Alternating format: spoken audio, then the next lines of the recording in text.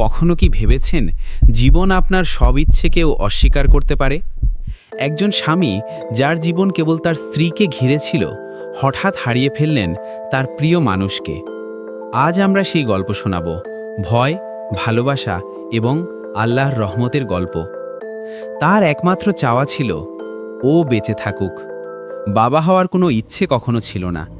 Doctor বলেছিলেন সন্তান ধারণ তার স্ত্রীর জন্য ঝুঁকিপূর্ণ, কিন্তু আল্লাহর পরিকল্পনা ভিন্ন।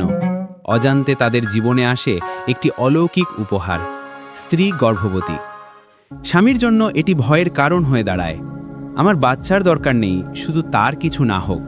কিন্তু আশ্চর্যভাবে গর্ভধারণের পর স্ত্রীর স্বাস্থ্য পুরোপুরি ফিরে আসে।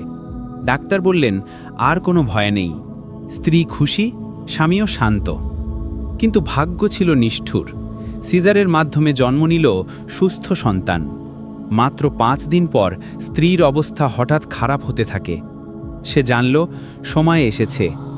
বাচ্চাকে অন্যদের হাতে দিয়ে স্বামীর দিকে তাকিয়ে বলল, আমি তোমার সাথে অনেক বছর বাঁচতে চাই, কিন্তু হয়তো আর বাঁচব না। পরের দিন আইসিইউ, ডাক্তারদের তৎপরতা, মেশিনের শব্দ। অবশেষে সেই শব্দ, হৃৎস্পন্দন থেমে যায়।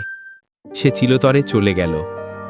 সিজারের আগে স্বামী ডাক্তারকে বলেছিলেন, ডক্টর, যদি চয়েস করতে হয় প্রথমে আমার স্ত্রীকে বাঁচান, ও ছাড়া আমি বাঁচতে পারবো না। কিন্তু আল্লাহ যাকে নিয়ে যাবেন তাকে কেউ ফেরাতে পারে না। আজ তার পৃথিবী অন্ধকার।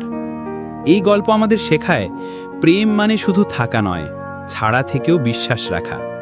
জীবনের সবচেয়ে বড় দুঃখ আল্লাহর পরিকল্পনার অংশ হতে পারে। ভালোবাসা, স্মৃতি এবং বিশ্বাস দিয়ে আমরা বেঁচে থাকি। একটি আশা বাঁচে, একদিন জান্নাতে তারা আবার মিলিত হবে। আল্লাহ যেন এই দম্পতিকে পরকালে জান্নাতের চিরসঙ্গী হিসেবে কবুল করুন। প্রত্যেক হৃদয়ের একটি গল্প আছে, কিছু আনন্দের, কিছু বেদনার, কিছু অলৌকিক।